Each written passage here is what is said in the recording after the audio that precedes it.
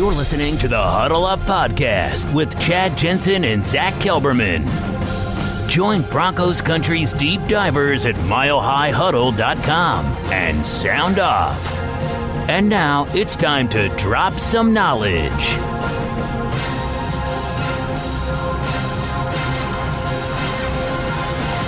Welcome in, everybody, to the Huddle Up Podcast, presented, as always, by Mile High Huddle and powered by Overtime Media.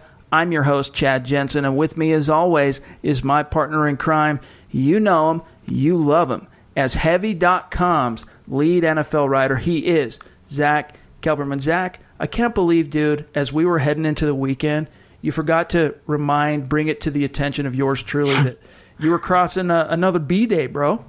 Yeah, there was a reason for that, Chad. It was a milestone for me that I've been struggling with for a few months now on a lighter side. But, 30 years old, a big 3-0. It's definitely a different place in my life. I feel much older, much wiser now. So yeah, it's a quick upgrade from 29, like you told me it would be. It's all downhill from here, bro, in the best sense of the phrase. It's all downhill. Looking forward to it. Well, yeah, happy birthday. Belated birthday. You. Thank you. We got a lot to get to today, some news, some happenings from the Denver Broncos over the weekend. But first, a quick reminder to everybody, if you're new to the show, make sure you're following the Huddle Up Podcast on Twitter, at Huddle Up Pod. That's how you keep your finger on the pulse of what's happening with the show in real time. If you're new on YouTube, make sure you're subscribing. Don't forget to like. Don't forget to comment. And if you like what you hear, share it out there on social media. iTunes, same deal. If you like what you hear, give us a 5-star rating and a creative review. Fantasy football fans, listen up. Do you want to join the biggest NFL season-long tournament ever? Of course you do. If you love fantasy football, and we know that you do, then you need to enter the $3.5 million Best Ball Championship on draft.com. That's right. $3.5 million in real money. It's freaking huge. Here's one thing. I've been playing on draft.com for a couple of years now as a fantasy football player. And one thing that I absolutely love about draft is it's season long, but with no management. You set it and then you forget it. So in other words, instead of agonizing game in and game out over which player to start, who to sit, they do that for you. Now, it makes it a lot easier. You're always going to get the most efficient lineup going against your opponent week in and week out. It just allows you to be the best possible owner as it relates to fantasy football. And then you can, again, this $3.5 million in real money, just do a draft and you could be a millionaire. Think about it. 16 weeks later. It just doesn't get any easier than that. It's a real opportunity. It's fun, and it's a real opportunity for you to get your foot in the door financially and really make some money. If you go make $3.5 million playing fantasy football, probably pretty good chance you're never going to have to work again. So go to Draft and check that out. For limited time only, you can get a free entry into the Best Ball Championship when you make your first deposit. But you have to use our promo code HUDDLE. That's right, a free shot at $1 million just by using our promo code HUDDLE when you make your first deposit on Draft. Just search Draft in the App Store. It's easy to do. Or go to draft.com and come play for free with promo code HUDDLE. All right, Zach, let's touch on real quick, a lot to get to today, but let's get to, first and foremost, kind of an injury roundup. Now, we did not address this on Friday, so let's touch on it now. The Denver Broncos went into the Hall of Fame game, eked out a W, but it came at a cost.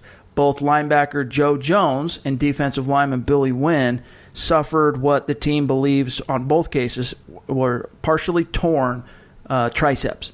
Now, Billy Winn has already been placed on injured reserve to make room for Theo Riddick. Joe Jones, as I reported on Sunday for our readers, he's still kind of in the wind. Even Fangio, that's unclear exactly what the injury is, according to Fangio, but he's going to, quote, definitely be out a few weeks. So let's start with Billy Winn here. Zach, how do you suppose this injury, and thus him now being on IR, is going to affect things on the defensive line? I don't think it affects anything too differently, and I wasn't ever a big fan of the Billy Winn re-signing, Chad. I mean, he was a good rotational player a few years ago, but he's proven to be injury-prone, and what a surprise he comes back and gets hurt again. Seems like he's a nice guy, seems like he's a good dude, but he cannot stay on the field, so if you can't make the club in the tub is what they say, and it's true for him. It clears the path to me, I would think. More time for DeMarcus Walker, more time for Draymond Jones, and you know what? That's what they need right now. They need those reps. They need to blossom. We saw it against the Falcons. If they are on the field, they can make plays. So I hate to say it, but the Winn injury ultimately could prove beneficial for the Broncos, some of the younger players on defense. It definitely was. We talked about it when it happened on the pod, but it definitely was just weird. Kind of caught us off guard when the Broncos re-signed Billy Winn after he spent an entire year out of football after missing the entirety of 2017 with a torn ACL. So it was 2 years in a row he basically did not play football. They re-signed him, and it's unfortunate for him. I think the writing's on the wall if you're Billy Winn. Your brain, your mind is telling you want to play football, but your body clearly telling you no more, no mas. So happy trails to Billy Winn. It's probably the last we're going to see him as it relates to the Denver Broncos. But actually, now that I say that, Zach, didn't he sign a 2-year deal when he returned, or am I confusing that with Zach Kerr? It might have been Zach Kerr. It might have been the original deal that Winn signed a few years ago. I think it was a 1-year deal. I think it was the veterans minimum. It couldn't have been that big of a commitment from the Broncos. All right, let's talk more about it. Seems to be, anyway, it's going to have a little bit more of an impact because Joe Jones, he was making some hay with this additional opportunity with Todd Davis going down with that calf injury on day one of training camp. He saw some additional opportunities with the first-team defense along with guys like Alexander Johnson, the undrafted rookie Josh Watson. Keyshawn Bierria has seen some increased opportunities. But what I liked hearing on what I was told about Joe Jones is that unlike a lot of his brethren there at off-ball linebacker, the way he was separating himself, Zach, was as a coverage guy. Now, we already know what he brings to the table as a special teams maven. I mean, he was one of the best special teams players the Broncos had in 2018. So they're going to need that aspect of him. But I was really looking forward to what he might be able to do on defense this year, and that kind of gave him a little bit of a window with Todd Davis going down. But however, it's looking like late August, probably at best, till he has availability again for the Denver Broncos. 2 questions for you.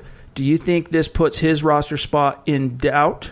And who do you think is going to kind of be the next man up to step in for Joe Jones? Well, unlike the Winn injury, this one actually impacts the Denver defense and the special teams where he thrived, as you said, Chad.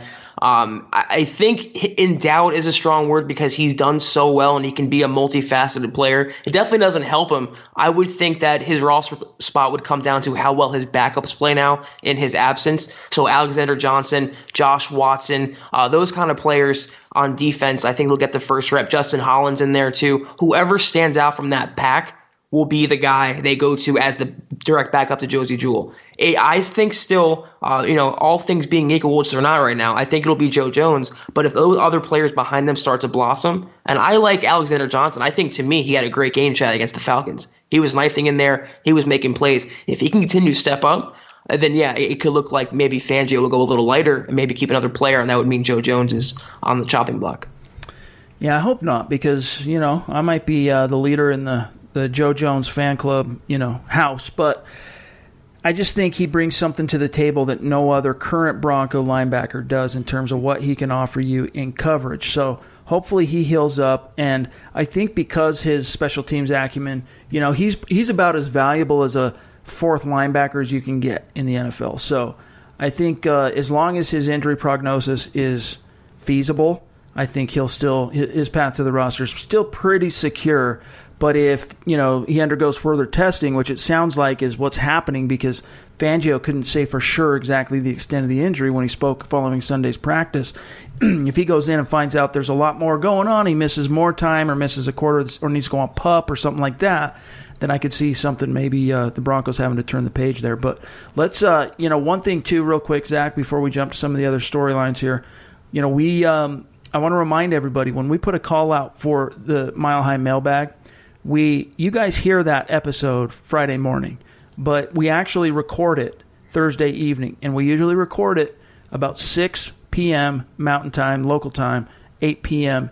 Eastern Time. So what that means is if you haven't submitted a question, whether it's on YouTube or Twitter, in time on the threads, the appropriate threads, we're going to miss it. We're not going to see it because we'll have already recorded the episode.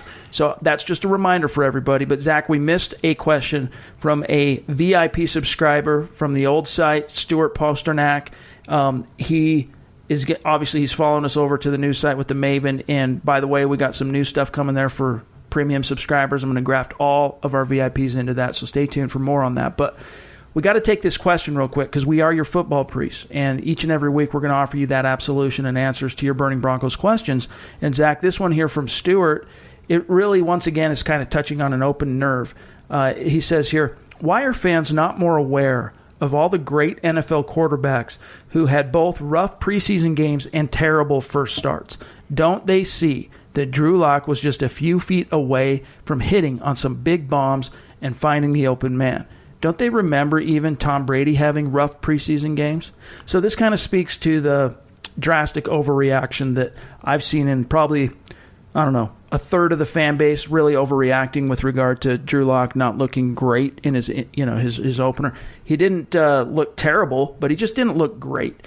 And again, with all the recent stuff with Paxton Lynch and things not working out with Brock Osweiler, I can understand why fans are a little bit, on edge about Drew Lock. But what's your answer here for Stuart? I can't believe we're still talking about this, Chad. I mean, the guy did not come in and throw 5 interceptions. He did not have that bad of a game. Did he take a sack that he shouldn't have took? Yeah. Did he miss a couple deep balls? Yeah. He was a little erratic. But again, I say it for the 4th time in the last couple pods. He is a raw quarterback. Everyone knew this going into the draft process. The Broncos got a guy they don't want touching the field for real until 2020 at the soonest. There's a reason for that. He's going to take time. He has to get work before he gets better. But to me, his debut was much better than a lot of people are making it out to be. He didn't come in and sing up the place. It wasn't the worst performance in NFL history. There were no butt fumbles, no Nathan Peterman moments. He's going to be good. Just be patient and don't overreact. Anyone who calls him a bust after his first preseason game, again, I question your football fandom and your football knowledge. Here's the thing to keep in mind, okay? Drew Lock, the biggest thing that separates him from Paxton Lynch isn't so much physical ability, size, skill set. It's the intangible aspects. Okay, Paxton Lynch was not the brightest light bulb. Let's just face it. Anytime you saw him at the podium, anytime he was put into the public scrutiny, whether it was TV promos, he's just a goofball, right? He was just a goofy dude, not the brightest guy. And when it came to football knowledge, when it came to work ethic, when it came to character, leadership traits, it all followed that same precedent in terms of him just not being a sharp guy.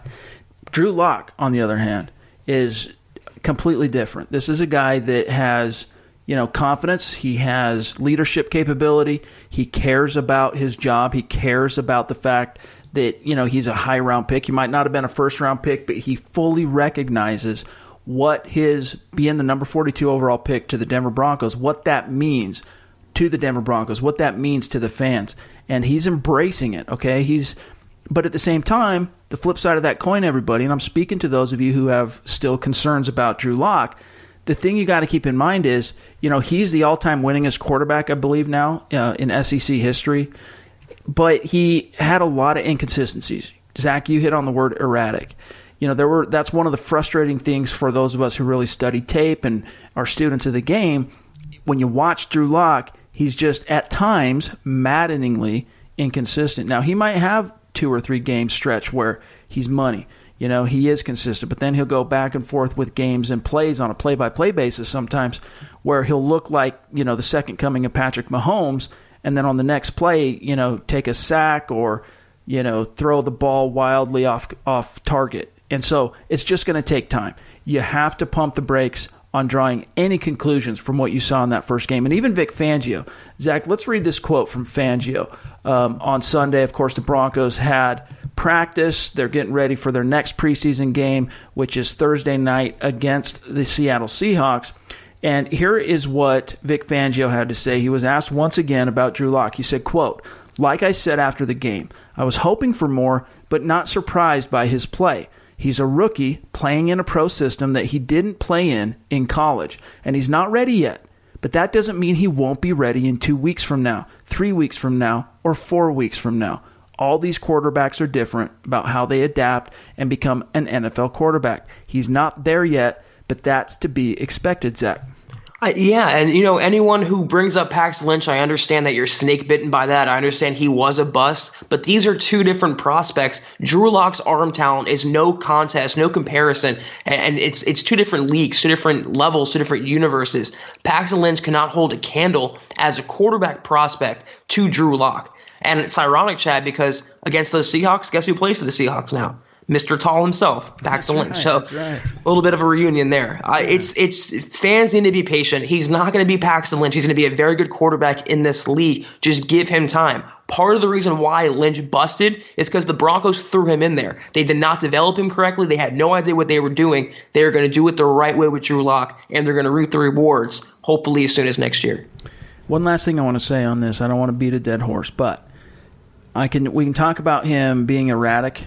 We can talk about some of his inconsistencies and shortcomings, but I don't want to touch on those things and not also mention on the tangible side of his traits the phenomenal skill that he does have. I mean, you guys saw, if you go back and watch that game, and even if you don't go back and watch it, think back to watching the game, he's got a frickin' gun on his right shoulder. That dude's arm is unbelievable. He's got athleticism coming out the wazoo as well. So he's going to have some escapability. He's going to have some wiggle. And he's got the arm. So what that means is he just needs everything else to slow down. The biggest thing that jumped out to me from that first game, Zach, is that the game is still very fast for him. He's still uploading. The buffer thing, when you're going from one page to another on the internet and you got a crappy connection or whatever, and you get the buffer sign. That's what's happening right now. There's so much information upload going on with him making the jump from that really basic college spread system to this system under Rich Scangarello. He's buffering. His brain is buffering right now, so you just got to give him time. Patrick Mahomes' brain was buffering his rookie year, and the Chiefs gave him time, and look at the rewards they're reaping now. That's just the process of developing a quarterback. Some are more ahead of it than others, Chad. Some have a faster connection. Some have DSL. Others are still on dial-up. Drew Lock has dial-up, but it won't be long until he upgrades. He has the arm talent. And one thing about him and Paxton Lynch, he has that it factor. He has that charisma, that leadership. You never saw that for a second from Lynch. Nope. You've already seen it with Drew Lock, the first guy on the field. He's rallying his teammates. He is ingratiating himself in the locker room. He's learning from Joe Flacco. They are two different prospects completely. The Broncos will get it right, and Lock will prove all these people wrong that are already giving up on him after his first preseason game. Chad, it is completely asinine to me. All right, well, that's going to cover it, I think, for Stuart today. We still have a couple other stories we want to touch on. First, though, we got to take a quick break. We'll be right back. This is the Overtime Podcast Network. All right, Zach, let's touch on just really quickly a topic that I wanted to bring to your attention and discuss really quickly. DeMarcus Walker, who had a very strong performance in the preseason opener, after the game, went bragging, and I think he was just excited, and we all know that he is a living legend in his own mind. Just look at his Twitter account. And he was excited that he was able to get home and get a sack and have a pretty strong and consistent performance in the opener. So he went and found his head coach and his defensive play caller to bring to his attention, hey, man, I hope you saw how freaking awesome I was. And Fangio thought it was cute, whatever, but he didn't quite want to give him his props. When he was asked bluntly at the podium following the game who jumped out to him, he only mentioned Draymond Jones and Juwan Winfrey, right? He had to specifically be asked about DeMarcus Walker in order to comment, and that's when we got that little anecdote about Walker coming up to him all excited. Well, first time for us to hear from Vic Fangio was Sunday since the game, and he was asked after watching the film if DeMarcus Walker had as good a game as Walker told Fangio that he did. And here's what Fangio said, quote, I think he exaggerated a little bit, and he kind of chuckles. It wasn't bad, but he had me thinking he was getting nominated for Canton. It was good, but not great, closed quote. Zach, what kind of psychological game do you think Fangio's playing here with DeMarcus Walker? Because this is a scenario where you might be thinking, you know what, give the guy his credit, give him a little bit of love for having himself a good game. But Fangio's not quite getting there. He's getting there a step or two in that direction, but then he's pulling back, not going quite all the way to tell DeMarcus Walker he had a great game. Well, as I wrote today, it seemed like his play kind of closed the gap between him and Draymond Jones, and then his mouth widened it again. I don't know why, given Vic Fangio's style and given the culture he's instilling, why he would go up and quote-unquote talk smack to your head coach. I understand being excited and being passionate and having being overzealous, but not with Vic Fangio. It doesn't fly, even if you're doing it as a joke. He's just a no BS kind of guy.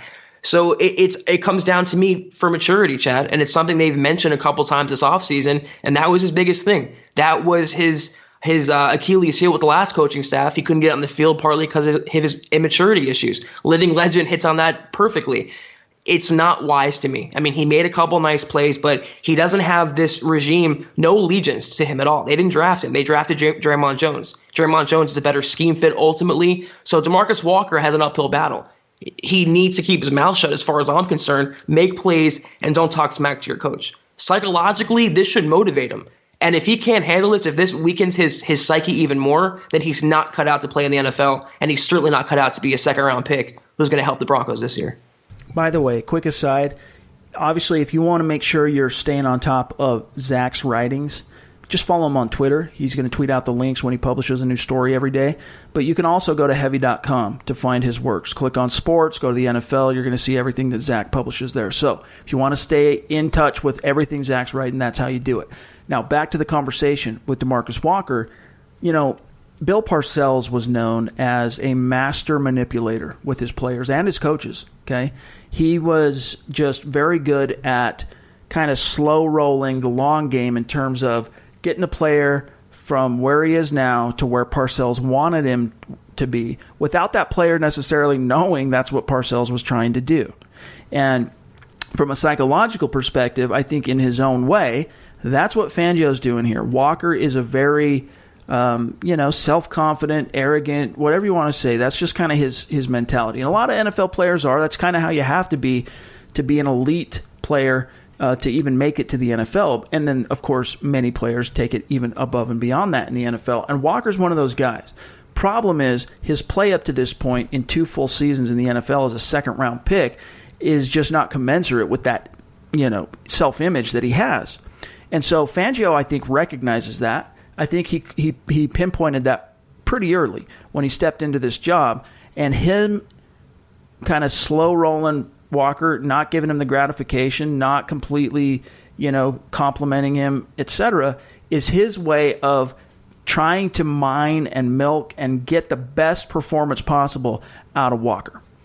It's a great comparison, Chad, between Fangio and Bill Parcells. A lot of Parcells and Fangio, two very, very, very old school men, both in football and in life itself.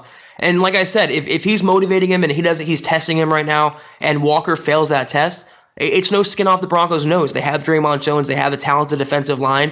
He's a bonus for them right now. It seems like when he's on the field, Chad Walker, he makes plays. He gets to the quarterback. He gets to the backfield. But I don't know. When I heard after the game that Vic Fangio admitted himself that Walker was talking smack to him, it just seemed like it crossed the line from being confident to being a little too cocky. And a guy who lived off his career in Florida State, he should know by now in the NFL, your reputation doesn't precede you. He was moved to outside linebacker. He was wasted there. He had a wasted year last year as far as I'm concerned. He has all the pressure on him now. So just keep your mouth shut, go to work and make plays. You will make this team. Just don't rattle the bee's nest and don't try to joke around with someone like Vic Fangio. It just doesn't fly with him. That's what I took out of that.